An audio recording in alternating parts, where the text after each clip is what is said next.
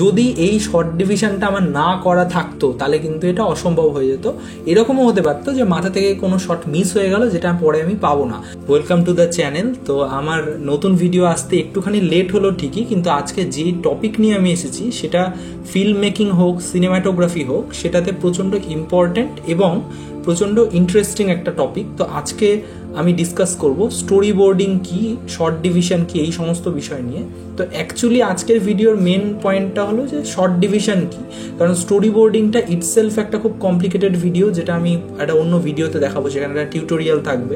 তো আজকের এই ভিডিওতে আমি ডিসকাস করব যে শর্ট ডিভিশন কি, তার ইম্পর্টেন্স কি, এবং শর্ট ডিভিশন করার পরে সেটা দেখে আমরা কিভাবে কাজ করব, এবং আমরা এটাও বুঝবো যে শর্ট ডিভিশন না করলে কি কি প্রবলেম হতে পারে, শর্ট ডিভিশন করলে কি কি সুবিধা হতে পারে, এই সমস্ত বিষয়গুলো। আজকে টপিক শুরু করার আগে আমি এটাই বলবো যে শর্ট ডিভিশন কি, যদি তোমাদের মনে প্রশ্ন থাকে যারা জানো না, শর্ট ডিভিশন এক্স্যাক্টলি সেটাই যেটা তার নামে বলছে, মানে শর্টগুলোকে আমরা ডিভাইড করে নিচ্ছি বিভিন্ন পার্টে, যে একটা সিনের মধ্যে কটা শর্ট থাকছে, কি কি শর্ট থাকছে, সেই বিষয়গুলো আমরা নোট করে নিচ্ছি কোনো একটা জায়গাতে, সেটাই হলো শর্ট ডিভিশন। খুব সোজা সাপটা একটা concept. To start the topic, আজকে আমি ফার্স্টেই বলবো যে শর্ট ডিভিশন নিয়ে আমি যদি এখন বলি যে শর্ট ডিভিশন খুব ইম্পর্টেন্ট একটা জিনিস, শর্ট ডিভিশন তুমি যদি না করো তাহলে তুমি সিনেমাটোগ্রাফি করতে পারবে না, এটা করতে পারবে না, সেটা করতে পারবে না, তখনই একজন এসে আমাকে কমেন্টে বলবে যে দাদা আমি তো অনেক বছর ধরে কাজ করছি, আমি তো শর্ট ডিভিশন ইউজ করি না। আবার বিশাল বড়সড় মাপের কোনো সিনেমাটোগ্রাফার এসে বলে দিয়ে চলে যাবে যে আমি শর্ট ডিভিশন ইউজ করি না, আমার মাথাতেই সব থাকে। তো একটা জিনিস আমি তোমাদেরকে বলি যে ধরো তুমি অনেক বছর ধরে কাজ করছো, আমি মানলাম যে তুমি কোথা থেকে কী নিতে হয় জানো, হঠাৎ করে তুমি ধরো নিজে ডিরেক্টর না, অথবা তুমি নিজেই ডিরেক্টর, তো ডিরেক্টর হিসেবে তুমি কাজ করছো, তার সাথে তুমি সিনেমাটোগ্রাফি করছো, তো এমনি মাথাতে অনেক প্রেশার থাকে, তো যে কোনো রকম শর্ট মিস হয়ে যেতে পারে। দেখা গেল সিনের ডিরেক্টর নতুন কোনো ইম্প্রোভাইজেশন আনলেন হঠাৎ করে, এবার তুমি সেই ডিরেক্টরের কথা শুনে সেই ইম্প্রোভাইজেশন ওয়াইজ নিজেকে অ্যাডাপ্ট করতে গিয়ে, তুমি ক্রিয়েটিভিটি নিতে গিয়ে, একটা আয়নার থ্রু দিয়ে শট নিতে গিয়ে, একটা জানালার ফাঁক দিয়ে ঠিকঠাক ফ্রেম নিতে গিয়ে, অথবা হয়তো একটা মাকড়সার জাল থেকে তুমি র্যাক ফোকাস করতে গিয়ে তুমি তোমার তথাকথিত যে ফ্রেমের গঠন ছিল, যে আমি একটা ওয়াইড শট নিতাম বা একটা লং শট নিতাম, একটা ক্লোজ আপ নিতাম, সেই বিষয়গুলো মিস করে দিচ্ছ। তো তার মেন কারণটা হচ্ছে তুমি শর্ট ডিভিশন করোনি, বা তুমি নিজের হোমওয়ার্ক করে তুমি ফিল্ডে নামোনি। তো এটা একটা খুব নেগেটিভ পয়েন্ট একজন সিনেমাটোগ্রাফারের, কারণ প্রত্যেকজনের হোমওয়ার্ক করে মাঠে নামা উচিত। এবং আমরা সবাই কম্পেয়ার করি একে অপরের সাথে, আলাদা আলাদা ফিল্ডের সাথে আমরা নিজেদেরকে কম্পেয়ার করি। আমরা ভাবি যে না, অ্যাক্টার্সরা আমাদের থেকে বেশি পয়সা পাচ্ছে, বা একজন যে অন্য, মানে আমরা সবাই ভাবি যে আমরাই কম টাকা পাচ্ছি, সবাই বেশি টাকা পাচ্ছে। তো আমি যদি ভালো মতো জায়গাটা দেখি যে একজন অ্যাক্টার, সে কিন্তু শুটে আসার আগে তার ডায়লগ মুখস্থ করে আসছে, তার মানে কি সে তার হোমওয়ার্ক করছে। তো অ্যাজ এ সিনেমাটোগ্রাফার আমাদের হোমওয়ার্ক কি থাকবে, যে শর্ট ডিভিশন, স্টোরি বোর্ডিং, এই বিষয়গুলো আমরা দেখে আসবো।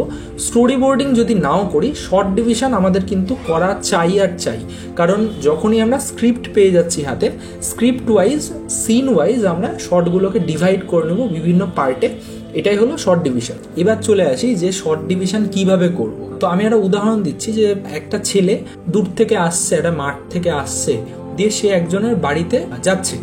এবার সে গিয়ে তার বন্ধুকে ডাকছে বা কাউকে একটা ডাকছে। তো সে প্রথমে তার বাড়িতে ঢুকতে গিয়ে দেখলো যে নতুন জবা গাছ লাগানো হয়েছে, তো সে সেই বিষয়টা দেখলো। দেন সে ঢোকার সময় দেখলো যে চাটাইয়ের বেড়া করে দিয়েছে তারা নতুন, তো সে সেই চাটাইয়ের বেড়াটাকে টপকে বা কোনোভাবে সরিয়ে কোনোভাবে সে ভেতরে ঢুকলো। ভেতরে ঢুকে সে দেখলো যে সব জায়গায় ধুলো পড়ে আছে। দেন সে সেখান থেকে বেরিয়ে চলে গেল। তো সিনটা শুনে মনে হচ্ছে প্রচণ্ড সোজা, এবং আমরা ভাববো যে ঠিক আছে ভাই, একবার ওয়াইডে নেবো, একবার ক্লোজে নেবো, সিন কমপ্লিট। অ্যাকচুয়ালি কিন্তু সেভাবে না।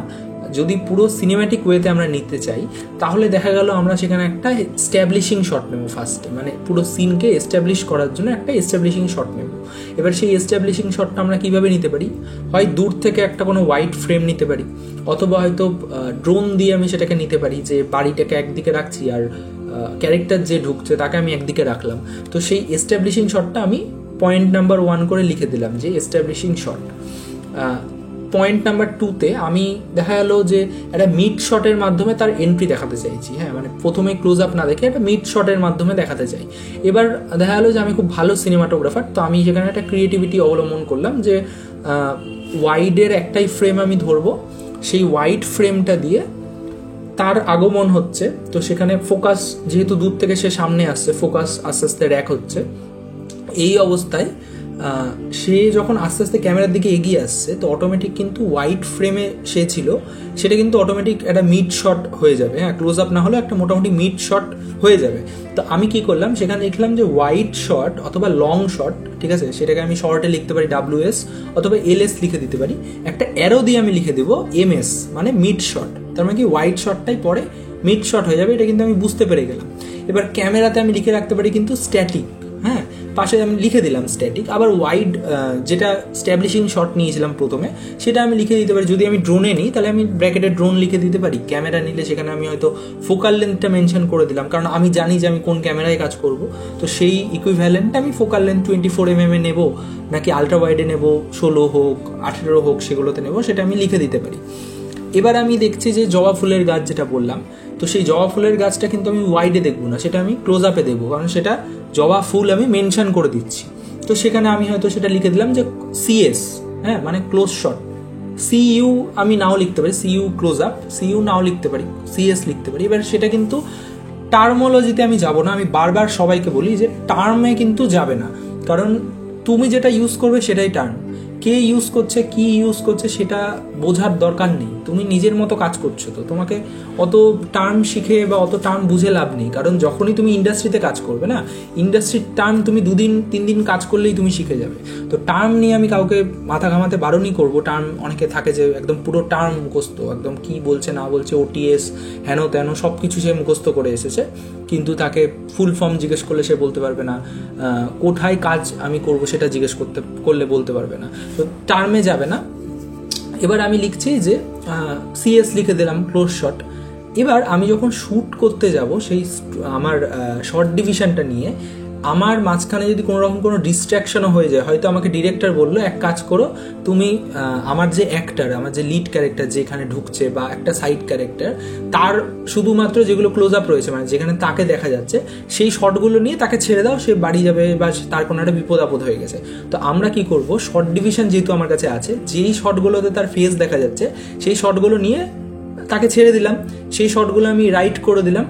যেগুলো বাকি থাকলো এবার সেগুলোকে আমি এখন চিট শট করতে পারি, পরে নিতে পারি, বিভিন্ন রকম ভাবে আমি সেগুলোকে কাজ করতে পারি। যদি এই শর্ট ডিভিশনটা আমার না করা থাকতো তাহলে কিন্তু এটা অসম্ভব হয়ে যেত। এরকমও হতে পারতো যে মাথা থেকে কোনো শট মিস হয়ে গেল, যেটা পরে আমি পাবো না।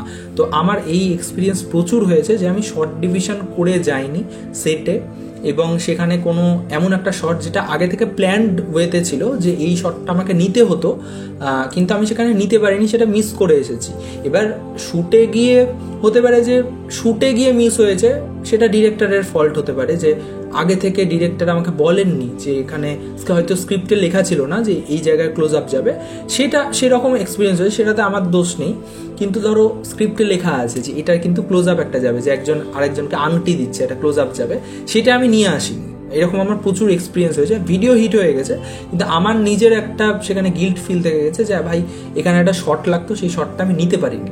তো এবার আশা করি তোমরা বুঝতে পারলে যে শর্ট ডিভিশন এর ইম্পর্টেন্সটা কি, এবং শর্ট ডিভিশন একটা ওপর থেকে আমি তোমাদেরকে বোঝালাম শর্ট ডিভিশন কিভাবে করতে হয়। আচ্ছা চলো এবার আমরা জাম্প করি আমারই একটা আপকামিং ক্লাসিক কাজে, যেটার আমি তোমাদেরকে ফ্রেম এখানে দেখাচ্ছি, যে এটা হলো একটা স্ক্রিপ্টের পেজ। আচ্ছা, তো শর্ট ডিভিশন আমি দেখো বাঁ দিকে করে রেখেছি। তো ফার্স্টে আমি একটা জিনিস সবাইকে বলবো যে কে কোন স্টাইলে শর্ট ডিভিশন করছে এই বিষয়ে যাবে না, কারণ সবার স্টাইল আলাদা হতে পারে, এবং ইউটিউবে তোমরা অজস্র ভিডিও পাবে এটা নিয়ে যে কোন স্টাইলে শর্ট ডিভিশন করতে হয়। শর্ট ডিভিশন আমরা কি আলাদা কোনো পেজে করব, নাকি ওই স্ক্রিপ্টের ওপরেই করে নেব, নাকি হয় না যে একটা শুটিং একটা বিট শিট হয়, তো সেই স্ক্রিন প্লের ওপরেই আমরা হাত চালিয়ে নেব। তো সেই জিনিসগুলো সেটা তোমাদের নিজেদের চয়েস। আমি সবাইকে সাজেস্ট করব যে তোমরা স্ক্রিপ্টের সাথে একটা আলাদা পেজ রাখবে, যে পেজের মধ্যে সেটা A4 পেজ হতে পারে। আমি A4 পেজই ইউজ করি, খাতা ফাতা ইউজ করি না। তো আমি কি করি যে যেটা স্ক্রিন প্লে রয়েছে তারই বাম দিকে আমি লিখে নিই। তো তোমরা কি করবে, একটা আলাদা পেজ রাখবে। তো ধরো তুমি স্ক্রিপ্টের পেজ নাম্বার 1, তুমি পেজ নাম্বার 1 লিখে দিলে, এবার ওখানে যা যা শর্ট যাচ্ছে তুমি সেগুলো লিখলে। যে ইএস এস্টাবলিশিং শট, এবার তুমি ডিটেল লিখে দিলে, শর্ট ফর্ম্যাটে তুমি ডিটেলগুলো লিখে দিলে, যে হয়তো ড্রোন দিয়ে আমি নেব, রুল অফ থার্ড লিখে দিলাম, বা রাইট 1/3 লিখে দিলাম, তার মানে কি যে ডান দিকে 1/3 আমার মেন সাবজেক্ট থাকবে। আবার তুমি সিএস লিখে দিলে, সিএস এ ব্র্যাকেটে লিখলে অফ সেন্টার, তার মানে কি যে সেন্টার ফ্রেম থাকবে না, সেন্টার অ্যালাইন এখন যেরকম তোমাদের ফ্রেমটা রয়েছে, যে আমি একদম পাই টু পাই সেন্টারে কিন্তু নেই, একটুখানি অফ রয়েছি, তো সেরকম তুমি লিখে দিতে পারো। তো ইটস আপ টু ইউ। আচ্ছা, এবার এই স্ক্রিপ্টে আমি যদি দেখে নিই, তোমার শর্ট ডিভিশন আমি দেখে নিই, তাহলে দেখবে বাঁ দিকে দেখো এই যে ইসি এম লেখা আছে। এটা মানে কি যে এখানে ইসি মানে কি যে এক্সট্রিম ক্লোজ। এবার আবার আমি বলে দিই যে এটা কিন্তু আমার টার্মোলজিতে লেখা আছে। ডিভাইডেড বাই এম লেখা আছে, তার মানে হচ্ছে যে এক্সট্রিম ক্লোজ আছে, তার সাথে মিড শট আছে। আবার এখানে এক্সট্রিম ক্লোজ মিড, এবার এলএস, ঠিক আছে। এবার দেখো রুল দিয়ে লেখা ছিল তার উপরে, কেন? কারণ আমি নিজে শিওর ছিলাম না, আমি ভেবেছিলাম যে এখানে হয়তো কোনো একটা এক্সট্রিম শট যেতে পারে, এবার কিন্তু আমি শিওর ছিলাম না, তো সেজন্য রুল দিয়ে আমি লিখে রেখেছি। এবার আমার শুটিং করতে গিয়ে যদি মনে হয়, কারণ এখানে পেন দিয়ে লিখে রাখলে ওখানে হয়তো আমি শিওর হয়ে নিয়ে নিলাম, কিন্তু আমি রুল দিয়ে লিখে রেখেছি যে ওখানে আমার প্রয়োজন বোধ হলে তখন আমি নেব। এলএস মানে কি লং শট, আবার নিচে সি মানে ক্লোজ আপ, মানে ওই সিএস না লিখে আমি সি লিখেছি। এলএস আবার লং শট, শ্যাডো লেখা আছে, কেন? কারণ শ্যাডোর ছায়ার শট একটা নিতে আমার দরকার, আমি লিখে রেখেছি। আবার ক্লোজ আপে সি লেখা আছে, ঠোঁটে ইসি লেখা আছে। এ দেখো লং, এখানে কি ইউডাব্লিউ ক্লোজ লেখা আছে, তার মানে কি আলট্রা ওয়াইড ক্লোজ, মানে আমি ক্লোজ আপই নেব কিন্তু সিএস লিখিনি, কারণ এটা ক্লোজ আপ লেন্স দিয়ে আমি নিলাম না, এটা আলট্রা ওয়াইড দিয়ে নেব, তো ইউডাব্লিউ ক্লোজ লেখা আছে, মানে আলট্রা ওয়াইড ক্লোজ। দেখো ওইভাবেই যাচ্ছে, মিড, এক্সট্রিম ক্লোজ, ঠিক আছে। স্টিল ফটোগ্রাফ যাবে এই জায়গাগুলোতে। তো আমি যতটা চাই যে আমি আমার যেটা খাটনি, সেই খাটনিটা আমি চেষ্টা করি যে খাতা কলমে আগেই করে নিতে। আমি শুটিংয়ে গিয়ে চিন্তা ভাবনা করছি, এটা করছি, শুটিংয়ে গিয়ে আমি ইম্প্রোভাইজ করি, কিন্তু আমার মোস্ট অফ 90% মতো কাজ আমি আগে থেকে করে রাখি আর কি খাতা কলমে, যাতে আমার শুটিংয়ে গিয়ে, ওই জন্য যারা আমার সাথে শ্যুট করে তারা এই জিনিসটা জানে যে শুধুমাত্র সেট আপ করতে যেটুকু টাইম লাগে, বাকি আমাকে কিছু চিন্তা ভাবনা করতে হয় না, কারণ আমি সবসময় হোমওয়ার্ক করে যাই। তুমি যদি পড়াশোনা করে ধরো পরীক্ষা দিতে গেছো, পড়াশুনো যদি করে থাকো, তাহলে তুমি কী হবে, যে কোশ্চেন আসবে তুমি জানো যে এটার কি উত্তর। তুমি যদি পড়াশোনা করে না যাও, তাহলে তোমাকে বসে থাকতে হবে যে ভাই মনে পড়, এটা কি করব, ওটা কি করব, এভাবে করব না সেভাবে করব। তো এক্সপেরিমেন্ট করো, কিন্তু তুমি ট্র্যাডিশনাল ওয়েতে তুমি প্র্যাকটিস করে যাও, বা তুমি নিজের হোমওয়ার্কটা করে যাও, তারপরে সেখানে গিয়ে তুমি ইম্প্রোভাইজেশন আনো, সেখানে ক্রিয়েটিভিটি আনো, তো অনেক কিছু অ্যাপ্লাই করতে পারবে, এবং নিজের অ্যাজ এ ফিল্ম মেকার তুমি নিজেকে আপগ্রেড করতে পারবে, এবং অনেকটা বেশি তুমি ভিজুয়ালি তোমার প্রজেক্টটাকে স্ট্রং করতে পারবে। যারা এখনও অবধি হোয়াটসঅ্যাপ চ্যানেল জয়েন করনি, তারা জয়েন করে নাও, নিচে লিঙ্ক রয়েছে। এবং যাদের আমার ভিডিও প্রচণ্ড বোরিং লাগছে, তাদেরকে আমি একটাই কথা বলবো, যে প্রথম বোরিং লাগতে পারে, কারণ আমি নিজে একটু স্লো পেসিংয়ে কথাবার্তা বলি, খুব ফাস্ট আমি কথাবার্তা বলি না, কিন্তু একবার যদি তোমাদের নেশা লেগে যায়, তাহলে কিন্তু তোমরা ভিডিও দেখতেই থাকবে, কারণ আমি যেই স্টাইলে বোঝাই সেটা তোমাদের আশা করি ভালো লাগতে পারে, কারণ আমি বাংলাতেই যেহেতু কথাবার্তা বলি, এবং তোমরাও বাঙালি যারা ধরো দেখছো। So happy filming, thank you so much.